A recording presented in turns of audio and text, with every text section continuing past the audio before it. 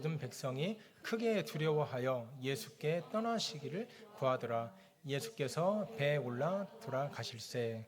아멘. 목사님, 그 에어컨 가능한가요? 예, 감사합니다. 오늘 설교 제목은요, 새 광인이라는 제목입니다. 옛날에 놀이문화 가운데 굉장히 성경적이고 또 복음적인 놀이문화가 있었습니다. 좀 부족하거나 어리거나 실력이 좀 딸리는 친구들 따돌리지 않고 같이 끼워서 노는 문화였어요. 이 문화는 쪽수가 안 맞아도 이거라고 하면은 무조건 끼워서 놀고 함께 다 어우러지던 문화가 있습니다. 그게 무슨 문화인지 아십니까? 깍두기. 깍두기.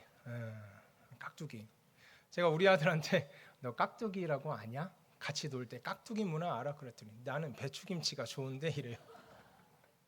깍두기 문화.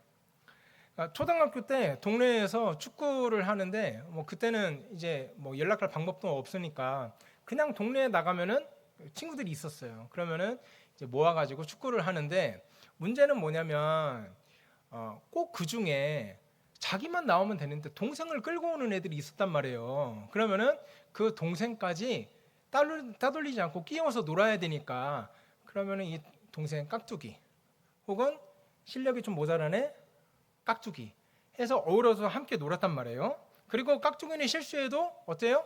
용서가 돼요. 용납이 돼요. 여러분, 제가 왜 이렇게 잘하는지 아세요? 바로 제가 깍두기였어요. 축구를 하는데 제가 제일 못하니까 친구들이 저를 따돌리기는 싫고, 야 임세희도 깍두기해, 너 골키퍼라도 해. 그래서 이제 골문을 지키는, 그 당시에는 가장 뚱뚱한 친구가 이렇게 골키퍼였으니까 이게 면적이 넓으니까 잘 막을 수 있다 해가지고 이렇게 골키퍼를 시켰어요. 제가 항상 깍두기였습니다. 그러니까 근데 요즘에는 이 깍두기 문화가 많이 사라진 것 같아요.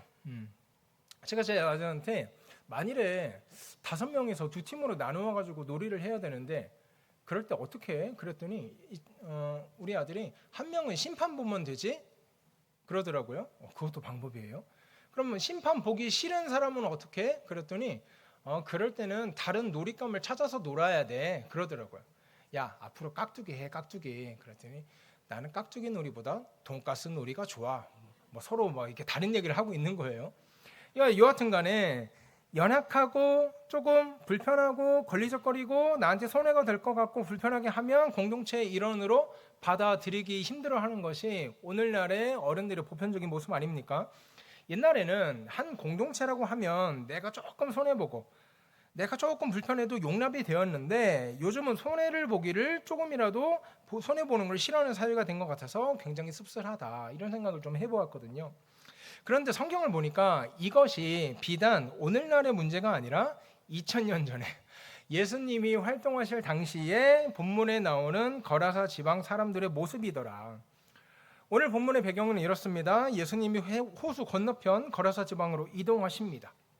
거기서 우리가 흔히 알고 있는 이 귀신에 미쳐버린 광인을 만나요. 이 광인의 특징이 몇 가지 있습니다. 무덤에 살았고요, 옷을 입지 않았습니다. 또 마가복음 5장에서 이 광인에 대해서 묘사를 하는데 자해를 했다. 몸을 막 그냥 주지 않는 거야. 막 긋고 때리고, 그리고 소리를 고래고래 질렀다.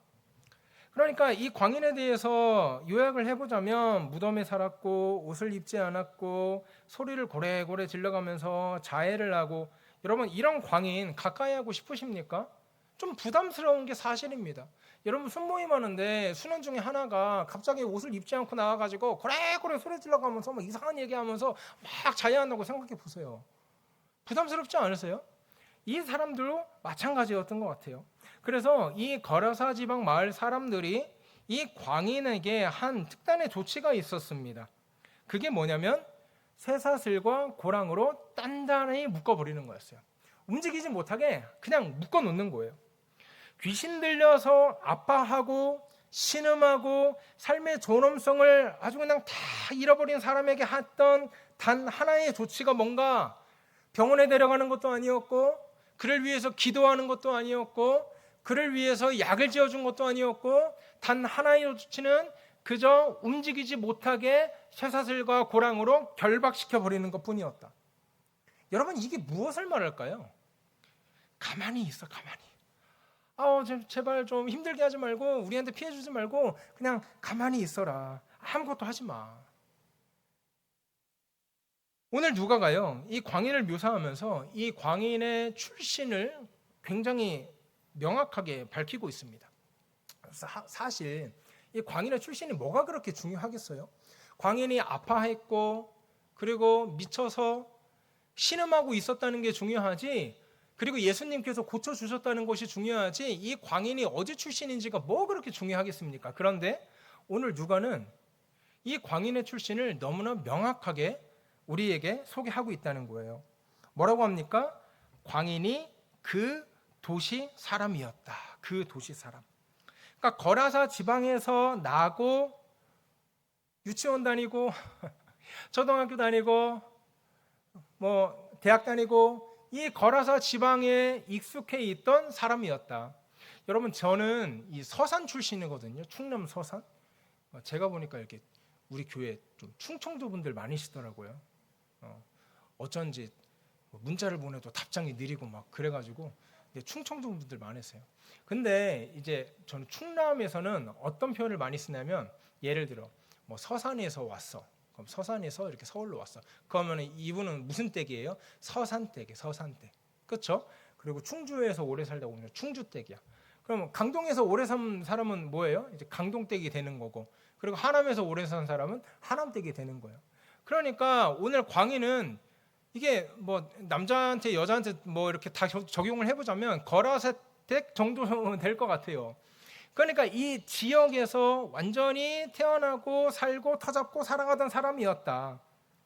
여러분, 누가가 왜 이 광인의 출신을 굳이 안 해도 될 이 광인의 출신을 소개하고 있을까? 바로 이겁니다. 이 광인의 문제는 그 사람만의 문제가 아니라 거라사 지역 전체의 문제였다는 것을 누가는 고발하고 싶은 거예요.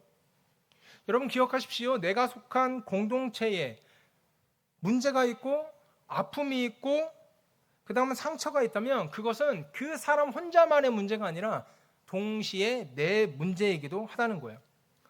그래서 내 일터에, 내 교회에, 내가 속한 공동체에 누군가가 아파하고 신음하고 있고 울고 있고 애걸복걸하고 있다면 그것은 그 사람 혼자만의 아픔이 되어서는 결단코 안 된다고 이야기를 하고 있는 것입니다. 내가 속한 공동체의 문제를 함께 아파하고 함께 기도하고 회복을 위해서 함께 애쓰는 것, 바로 이것이 복음이 우리에게 하는 일이라는 거예요. 여러분, 사람이 타락으로 인해서, 죄로 인해서 자기만 사랑하고 자기만 가꾸고 자기만 잘 먹고 잘 사는 그런 이기적인 존재가 되어버렸어요. 하나님을 사랑하지도 않고 하나님께서 나에게 허락한 이웃을 사랑하지도 않는 것이 타락한 인간의 본성인데, 복음은 이것을 거스르는 행동을 하라고 우리에게 조언합니다. 날 위해서 살아가는 사람들이 자꾸 공동체를 돌아보게 하고 내가 벌어서 내가 먹기도 아까운 것을 가지고 남을 위해서 손을 펼치고 남을 먹게 하는 것, 이것이 복음이 저와 여러분들에게 하는 일인 거예요. 여러분, 우리는 작년 여름에 할매 프로젝트를 행복하게 감당했었습니다. 할매 프로젝트가 뭔지 기억하십니까? 어르신들 에어컨 지원 사업이죠. 에어컨 지원 사업. 고덕이동 산하의 그 기초생활수급자 그리고 65세 이상 어르신들을 조사해 보니까 한 8가구 정도 되더라. 그리고 그분들이 에어컨이 없으니까 집에 있기 너무 힘들어하시고 공원 그늘에서 그래도 집보다는 시원하네 그러면서 더위를 피하고 계시더라. 그러니까 문제점을 느끼고 이제 담임 목사님하고 저하고 복지 이제 팀장님하고 이렇게 논의하고 해서 할매 프로젝트라고 8가구 에어컨을 설치해 드렸어요. 많은 분들이 동참해 주셨습니다. 그리고 많은 분들이 우려도 하셨어요. 할머니들 에어컨 설치해봤자 전기세 아까워가지고 틀지도 않아요. 그거 뭐하러 해요. 그런 사람들 진짜 많았거든요. 근데 제가 담당자니까 설치해드리고 한 바퀴 돌아봐야 될 거 아닙니까? 벌써 100m 밖에서부터 실외기 돌아가는 소리가 요란하게 들리는 거예요. 얼마나 시원하게 잘 이용을 하고 계신지 너무 뿌듯한 거죠. 설치가 끝나고 일주일 후에 이제 고덕 이동 주민센터 복지 팀장님이 저한테 전화가 왔습니다. 아, 목사님, 너무 고마워요. 구청에 갔더니 이게 구청 소식지에 실려가지고 부른사랑의 교회 할매 프로젝트 감사합니다 하고 실렸다는 거예요. 그리고 자기가 담당자니까 다들 지나가면서 한마디씩 한다는 거. 아유, 수고했다고. 아유, 어떻게 그런 생각을 했냐고. 아, 여기 우리 동네에 좋은 교회가 있어서 같이 협력했어요. 아유, 수고했다고. 그러면서 이분이 저를 엄청 띄워주고 저에 대한 칭찬을 다 하면서 마지막에 정말 하고 싶었던 얘기를 톡 던지는 거죠. 네, 목사님 건강하시고요. 예, 이만 끊겠습니다. 아유, 근데 내년에도 잘 부탁드려요. 이러고 끊어요. 제가 그 얘기를 듣고 아, 이거 안 되겠다. 선을 딱 그어버렸어요. 단호하게 선을 그었어요. 복지사님, 지금 무슨 말씀하십니까? 내년에 절대 하지 않겠습니다. 그럼 복지사님이 깜짝 놀라가지고 아, 왜요? 우리 설치 과정에서 좀 문제가 있었나요? 복지사님, 이미 노인 세대는 설치 끝났어요. 그러니까 고덕 이동에 어르신들은 에어컨 없어서 힘들어하시는 분 없어요. 그러니까 걱정 마세요. 아유, 목사님 감사합니다 하고도 훈훈하게 끊었다는 이야기. 그런데 문제가 생겼습니다. 2주 전에 고덕 1동 복지사님이 전화 오셔서 고덕 1동 복지사님이 전화 오셔서 아, 네, 대표님 잘 지내시죠? 저희는 6분이나 계세요. 네, 이렇게 말씀하시고 지금 수요 조사하고 이제 복지사님 만나서 미팅하고 이렇게 필요한 이렇게 물량들 지금 조사하고 있습니다. 이게 조만간 이렇게 또 펀드라이징 시작할 거예요. 여러분, 우리 교회가 할매 프로젝트 하고 나서 혹자는 이렇게 물어보는 분들도 있었습니다. 왜 교회가 굳이 이런 일들을 하느냐? 아니, 교회가 예배하고 또 찬양하고 하나님에 대해서 알아가고 그런 것들만 해도 기도하고 그런 것들만 해도 시간이 너무나 빠듯하고 부족한데 왜 복지센터에서 할 일을 교회가 굳이 하느냐? 교회가 안 해도 될 거를 굳이 하느냐? 이렇게 묻는 분들이 있었어요. 여러분, 왜 그렇습니까? 우리 교회가 어디에 있어요? 고덕동에 있고 또 고덕동 어르신들이 어려움에 처했으니 이것은 어르신들만의 문제예요? 아니면 우리의 문제기도 해요? 이것은 우리의 문제기도 한 거예요. 그래서 한 교회가 어떤 마을에 심겨지고 지역사회에 심겨지면 지역사회가 복을 받고 지역사회가 은혜를 입는 것, 이것이 우리 교회가 지향하는 3대 교회론 중에 하나인 사회적 교회입니다. 여러분, 건강한 교회는요, 지역사회와 항상 운명 공동체로 활동을 합니다. 그래서 지역은 너무나 힘들고 지역사회는 너무나 이제 하루하루 살아가기가 어려운 사람들이 너무 많은데 우리 교회는 부흥하고 우리 교회는 재정도 많고 그런 교회가 있다면 그거 건강한 교회인지 우리가 다시 한번 점검해 볼 필요가 있는 거예요. 그래서 저는 저와 여러분들이 예수를 믿는다는 것이 그냥 나만을 향하던 사랑이 자꾸 점차적으로 퍼져가는 거다. 우리가 고덕동에 있으니까 원래는 고덕 2동인데 고덕 2동 지원했다가 고덕 1동도 고덕동이잖아요 대표님 해가지고 그럼 고덕동도 지원했다가 나중에는 우리가 힘과 여유가 더 생기면 강동구도 지원할 수 있고 우리가 또 서울에 있으니까 서울도 지원할 수 있고 우리가 대한민국에 있으니까 지원할 수 있고 그러니까 이 사랑이 나만을 향하는 좁은 사랑에서 점차적으로 반경을 넓혀가는 것. 기도도 마찬가지입니다. 나만을 위해서 하던 기도가 우리 가족을 위해서 하고 우리 손을 위해서 하고 나중에 넓혀가면 우리 지역사회를 위해서 기도하고 우리 나라를 위해서 기도하고 세계 평화와 전쟁과 가난하고 아파하는 이웃들을 위해서 사랑의 기도가 넓혀가는 것. 이것이 복음을 아는 사람들의 특징이라는 거죠. 그래서 저는 저와 여러분들이 그저 예수 믿고 구원받고 복받고 나 잘 되고 남편 잘 되고 아내 잘 되고 아이들 건강하게 자라고 아이들 좋은 대학 가고 좋은 데 취업하고 이것으로 만족하는 것이 아니라 나만을 향하는 사랑에서 벗어나 주변의 이웃들에게 사랑을 뻗어나가는 복되고 귀한 성도들 되길 주의 이름으로 소원합니다. 자, 이제 예수님이 이 광야를 본격적으로 고치기 시작하세요. 누가복음 8장 30절 보시면 이렇게 말하고 있습니다. 같이 한번 읽어보겠습니다. 준비 시작. 예수께서 내 이름이 무엇이냐 물으신즉 이르되 군대라 하니 이는 많은 귀신이 들렸습니다. 아멘. 예수님께서 네 이름이 뭐냐라고 물어보니까 이 광인이 군대다 이렇게 말을 해요. 공동체 성경 읽기 하잖아요. 참 재밌게 읽어주잖아요. 제가 이 본문을 어떻게 읽었을까 성우가 너무 궁금한 거예요. 그래서 이렇게 틀어봤더니 제8장 예수께서 이르시되 네 이름이 무엇이냐 물으신즉 이르되 군대라 이렇게 나와요. 군대라. 근데 여러분 이거 정확하게 현실감을 더 이렇게 살려서 읽으면 군대라 이게 아니고요. 군대 이렇게 읽어야 돼요.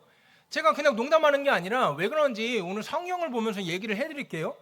오늘 군대라고 번역된 이 단어가 뭐냐면 원어로 레기온이란 단어예요. 근데 이 레기온이란 단어는 뭐냐면 잘 훈련된 로마 병사 6,000명을 모아놓은 단위가 레기온이에요. 그러니까 네 이름이 무엇이냐 했을 때 이 6,000명이 군대 제가 광인 같은데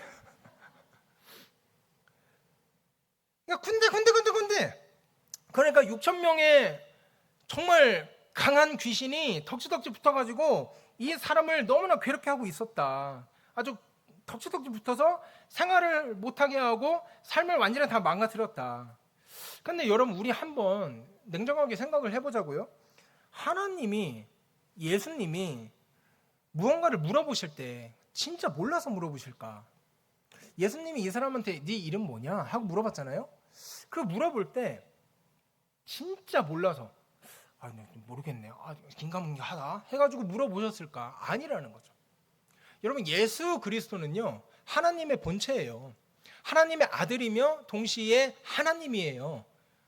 하나님은 전지전능하고 능력에 제한이 없는 분 아닙니까? 그러니까 이 이름을 모른다는 게 말이 안 돼요. 그래서 하나님이 사람에게 이름을 물어본다는 것은 어떤 의미가 있냐면 두 가지 의미가 있습니다. 여러분 이름이 그 존재이고 그 인생을 뜻하는 것이라면 하나님이 이름을 물어볼 때 야 대체 네 인생 왜 그렇게 살고 있니? 하는 탄식이에요. 왜 너 그렇게 인생을 살고 있냐? 안타까워 죽겠다. 뭐 한다고 그렇게 살아? 하나님이 충청도 분이라는 건 아니에요. 제가 이렇게 익숙해서 왜 그렇게 사냐? 그리고 두 번째는 뭐냐면 네 인생 비참하고 구질구질하고 도무지 인간답게 살아가지 못하는 네 인생을 내가 반드시 고치고야 말겠다. 이 두 가지 의미가 이 이름을 물어보는 행위라고요. 예를 들어볼까요? 창세기 32장에서 야곱에게 찾아온 하나님이 네 이름이 무엇이냐라고 물어봅니다. 그러니까 야곱이 제 이름은 야곱입니다. 그러니까 야곱이 무슨 뜻입니까? 속이는 자란 뜻이잖아요. 그러니까 이런 의미가 있는 거예요. 왜 그렇게 하나님 속이고 이웃 속이고 남 속여가면서 왜 그렇게 사기꾼처럼 살아? 너무나 안타깝다. 더 이상 사기꾼처럼 살아가도록 내가 내버려 두지 않을게. 내가 널 반드시 회복시킬 거야. 이게 야곱한테 이름을 물어본 거예요. 동시에 이 광인에게 이름을 물어봤다는 것은 이런 의미가 있는 거예요. 야, 너 왜 이렇게 비참하게 살아가냐? 왜 이렇게 결박돼서 인간의 존엄성을 다 잃어버리고 왜 그렇게 비참하게 살아가? 너무나 마음 아프다. 이 탄식인 거예요. 그리고 동시에 널 더 이상 이렇게 비참하게 살아가도록 내버려 두지 않을 거야. 널 반드시 회복하고 말 거야. 라는 의지인 것입니다. 이것이 우리 주님이 한 영혼을 바라보시는 시선이에요. 여러분 궁금하지 않습니까? 광인의 상태는 똑같았어요. 그런데 마을 사람들은 배척하고 움직이지 못하게 쇠고랑을 채워놨는데 왜 예수님은 이 사람에 대해서 고쳐주고 싶으셨을까?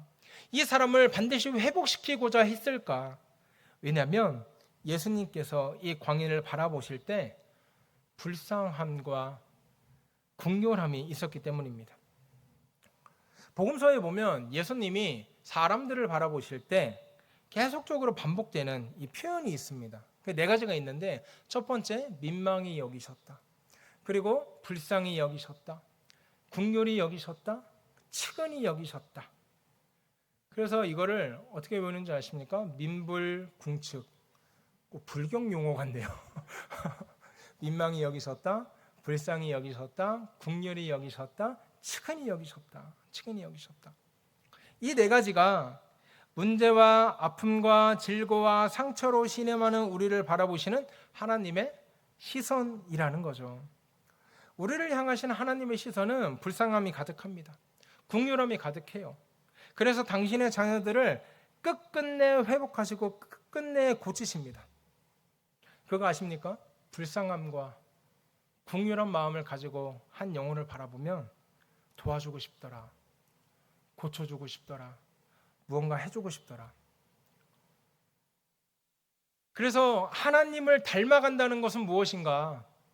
하나님을 닮아간다는 것은 성경 3장 읽을 거, 5장 읽는 거, 기도 10분 할 거, 30분 하는 거, 그걸 말하는 게 아니라 사람을 바라보는 시선이 하나님처럼 닮아간다는 거예요. 그래서 예전에는 내가 사람을 바라볼 때도 냉정하게, 날카롭게, 저거 뭔가 있어, 이렇게 바라봤었는데 하나님의 마음, 불쌍히 여기고 민망히 여기고 궁휼히 여기고 측은히 여기는 이 마음을 가지고 한 영혼을 바라보게 되는 것, 이게 하나님을 바라보는, 하나님을 닮아가는 사인이라고요. 여러분, 우리에게 이 시선이 있습니까? 네 가지 시선 다시 한번 띄워주시겠어요? 우리 아내를 바라볼 때, 우리 남편을 바라볼 때 이 시선으로 바라보시길 부탁드립니다. 민망히 여기고. 또 그런 거 아니에요. 또 아유, 우리 남편 보니까 배가 요즘 너무 나와서 민망해, 막 이런 거 아니에요. 그리고 자녀 성적표 봤는데 어머 불쌍해, 막 이런 거 아니에요. 그냥 그 자체로 민망히 여기고 불쌍히 여기고, 그 남편의 등을 바라보면서 아유 힘들겠네, 요즘 많이 힘드네, 지치네, 이렇게 바라봐 주는 거. 그런데 여러분, 그거 아세요? 사람을 바라보는 시각이 냉정하게 사실 위주로 바라봤다가 이렇게 불쌍히 여기고 민망히 여기고 측은히 여기고 궁휼히 여기는 시선으로 바라본다는 것은 그때부터 진짜 사랑이 시작되는 거래요. 불쌍하게 여기는 것. 교회 지체를 바라볼 때도 마찬가지입니다. 불쌍히 여기고 궁휼히 여기고, 그때 회복이 시작되고 그때 비로소 진짜 사랑이 시작된다는 거예요. 우리 주님께서 이 광인을 굉장히 불쌍히 여기셨습니다. 그래서 이 광인을 고쳐주십니다. 귀신들에게 2,000마리의 돼지떼에게 들어가라고 명령하시고 이 돼지떼를 물속으로 아예 수장시켜버립니다. 이제 이 사람은 군대 귀신이 완전히 떠나갔어요. 완전히 회복되었습니다. 정신이 온전해졌습니다. 너무나 기쁜 순간이에요. 너무나 감격스러워요. 와우! 잔치라도 하고 먹을 거라도 준비해가지고 파티라도 해야 될 것 같아요. 그런데 이 기쁘고 감격스러운 현장을 보고서 아무도 기뻐하는 사람이 없는 게 문제인 거예요. 오히려 주변 사람들의 반응을 보니까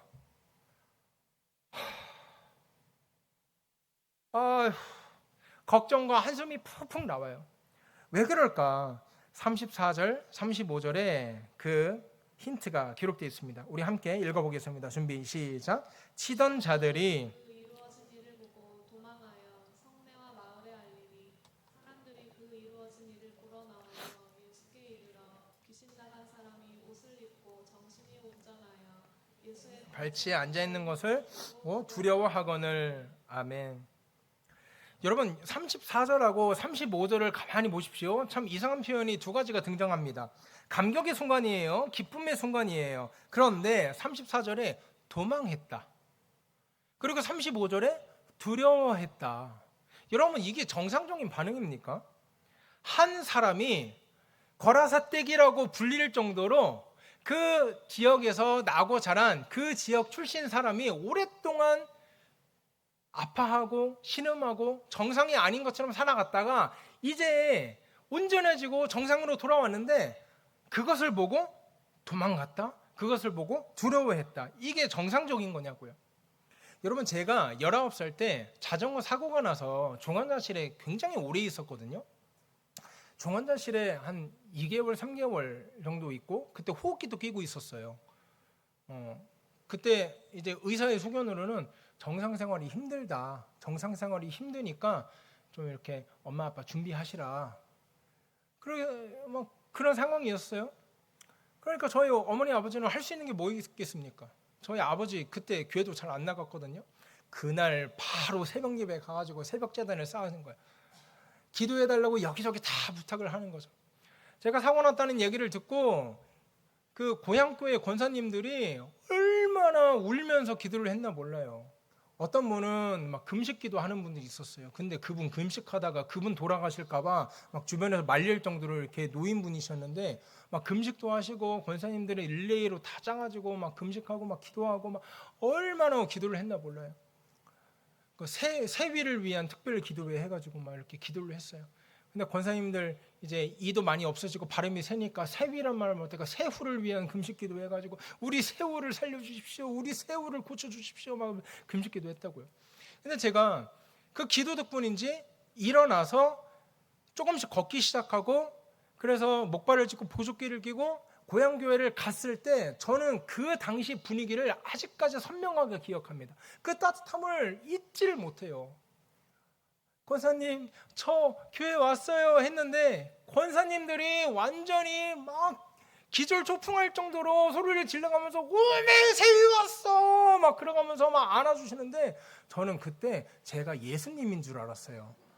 마치 막 예수님을 맞이하는 사람들처럼 막 열렬히 환호를 하고 안아주시고 또 제가 주방 왕권사님하고 좀 친했거든요.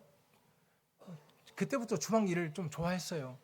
그래서 권사님들 요리 준비하고 있으면 권사님 내가 파 썰까요? 하면서 이제 고3짜리 애가 파 썰고 그런데 왕권사님은 얼마나 이렇게 보고 싶었겠어요. 그날 교회의 반찬이 제육볶음인데 여러분 제육볶음 돼지 어디로 가는지 아세요? 뒷다리살로 하잖아요. 왕권사님이 야 너 뒷다리 먹일 수 없다.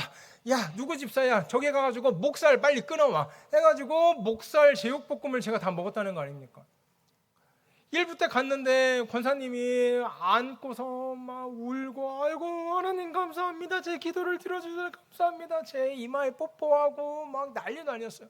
저는 막 너무 감격해가지고 같이 울고 일부 예배 드리고 이제 전 가보겠습니다. 권사님 다음 주에 올게요. 가긴 어딜 가냐. 강 권사님 2부에 오시는데 좀 기다려라 해가지고 2부에 또 기다려가지고 1부 예배 드리고 2부까지 기다리고 있어요.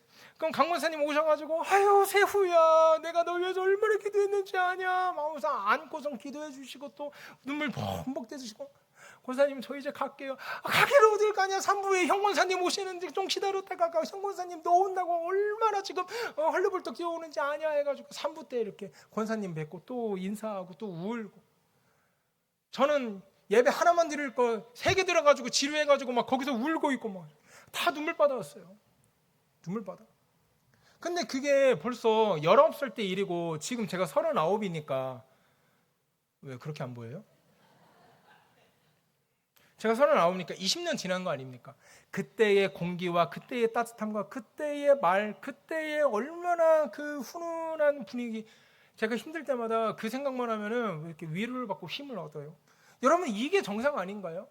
그런데 오늘 광인이 온전하게 회복되어서 온전하게 살아났는데 왜 거라사 지방 사람들은 광인이 회복된 걸 보고 기뻐하는 사람이 하나도 없고 이렇게 한숨을 쉬고 있었을까? 왜 그렇습니까? 그들이 키우던 돼지를 잃어버렸기 때문입니다. 거라사 지역은 이 양돈을 굉장히 활발하게 하던 지역이었어요. 그러니까 자기들이 키우던 돼지를 잃어버리고 나니까 금전적인 손해를 본 거죠. 그러니까 금전적인 손해를 보고 나니까 한 영혼이 주 앞으로 돌아왔고 한 영혼이 귀신 들렸던 그 영혼이 정신이 온전해져서 정상적인 생활이 가능해졌고 더 이상 질병으로 더 이상 아픔으로 더 이상 상처로 고통받지 않아도 되는 이 기쁘고 감격스러운 순간을 온전히 누리지 못하고 불평하고 한숨을 푹푹 쉬고 있었다는 것입니다. 사랑하는 여러분, 저는 여러분에게 묻습니다. 삶의 질고와 아픔으로 신음하고 그리고 비명을 질리는 자가 광인입니까? 아니면 돈이 아까워서 사람이 비참하게 죽어가는 것을 방치해둔 자들이 광인입니까? 삶을 포기했던 한 영혼이 회복되는 이 감격의 순간에도 그것을 자기의 돈이 좀, 자기가 가진 것이 조금 손해보는 것이 그게 아깝고 그게 두려워서 기뻐하지 못하고 감격하지 못하고 그저 한숨만 푹푹 내쉬는 그들이 광인이었던 것입니다.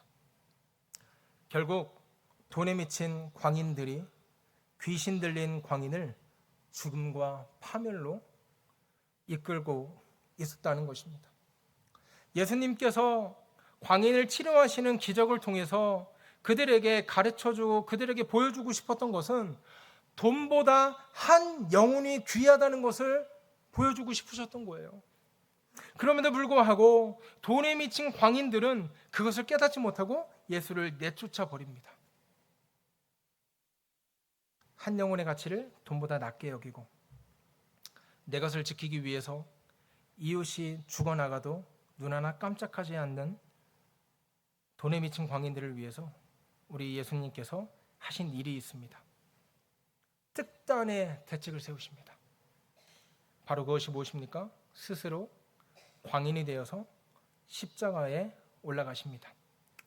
제가 이 귀신 들린 광인을 묵상하다가 이 누가와 마가가 묘사한 광인의 특징을 정리를 해보았습니다. 27절하고 마가복음 5장 5절인데요. 우리 한 목소리로 함께 읽어볼까요? 준비 시작. 예수께서 육지에 내리심에 그 도시 사람으로서 귀신 들린 자 하나가 예수를 만나니 그 사람은 오래 옷을 입지 아니하며 집에 거하지도 아니하고 무덤 사이에 거하는 자라. 밤낮 무덤 사이에서나 산에서나 늘 소리 지르며 돌로 자기의 몸을 해치고 있었더라. 몇 가지로 이렇게 요약을 해보고 정리를 해보니까 이렇게 볼 수 있을 것 같아요. 광인의 모습. 첫 번째, 옷을 입지 않았다. 두 번째, 집에 거하지도 않았다. 세 번째, 무덤 사이에 거했다. 네 번째, 몸이 상처투성이었다. 다섯 번째, 소리를 고래고래 질렀다. 여섯 번째, 사람들에게 버림받고 배척당했다. 여러분, 그런데 이 모습을 가만히 보시면 어떤 한 남자가 오버랩됩니다. 광인의 모습 다시 한번 띄워주세요. 이 6개의 모습을 가만히 보고 있으면 어떤 한 인물이, 어떤 한 남자가 오버랩됩니다. 그게 누굽니까? 우리 구주 예수 그리스도십니다. 그 다음 화면 띄워주세요. 우리 구주 예수님께서는 스스로 광인이 되어 십자가에 매달리셨습니다. 옷을 입지 않았습니다. 예수님은 벌겨벗겨진 채로 광인처럼 십자가에서 돌아가셨습니다. 집에 거하지도 않았습니다. 인자는 머리 둘 곳이 없다. 예수님도 머리 둘 곳이 없다고 말씀하셨습니다. 무덤에 거했습니다. 예수님이 골고다 언덕에서 돌아가셨습니다. 번역하면 해골이라는 곳에서 돌아가셨습니다. 즉 무덤에서 돌아가셨습니다. 몸이 상처투성이었습니다. 채찍과 주먹으로 맞아서 온 몸이 성한 곳이 하나도 없었습니다. 광인처럼 소리를 질렀습니다. 엘리 엘리 라마 사박다니 하시면서 광인처럼 소리를 지르셨습니다. 그리고 마지막 광인처럼 모두에게 버림받으셨습니다. 아무도 예수님 곁에 남아있던 사람이 없었습니다. 광인의 모습 속에 예수 그리스도의 십자가가 아주 선명하게 새겨져 있는 거예요. 나도 피하고 싶고 품어주기 부담스럽고 가까이 하고 싶지 않은 그 광인의 모습 속에서 예수 그리스도의 십자가가 선명하게 새겨져 있는 것입니다. 그 광인과 똑같은 모습으로 십자가에 달려 죽으심으로 이 땅의 교회와 성도들이 광인으로 치부해버린 영혼들을 품어주고 함께 해야 할 이유를 자기 몸을 찢으면서 삶으로 보여주신 것입니다. 그리고 주님께서 우리에게 이렇게 물어보십니다. 너희에게 피하고 싶고 가까이 하기 싫은 광인이 있느냐? 내가 바로 그다. 내가 그 광인이다. 여러분이 품어야 할 광인은 누구입니까?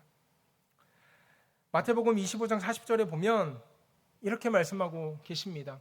내가 진실로 너희에게 이르노니 여기 내 형제 중에 지극히 작은 자 하나에게 한 것이 곧 나에게 한 것이라.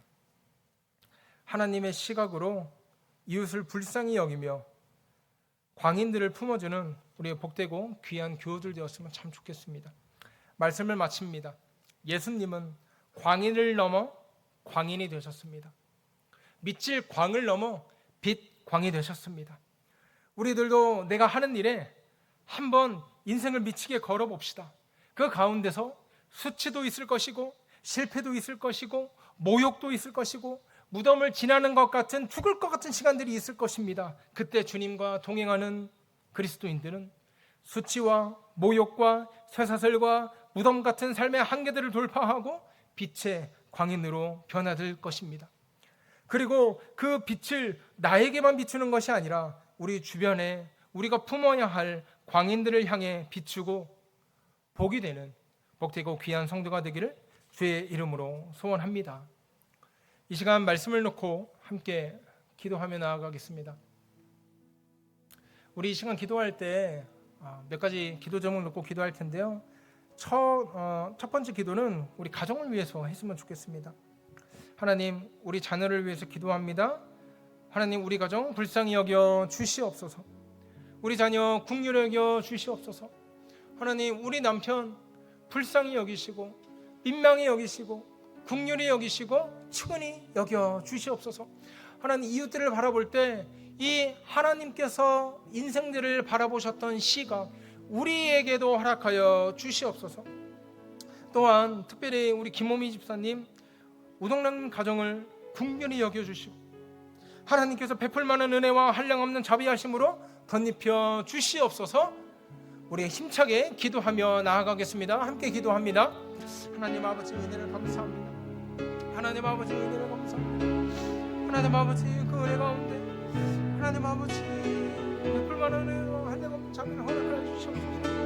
하나님 아버지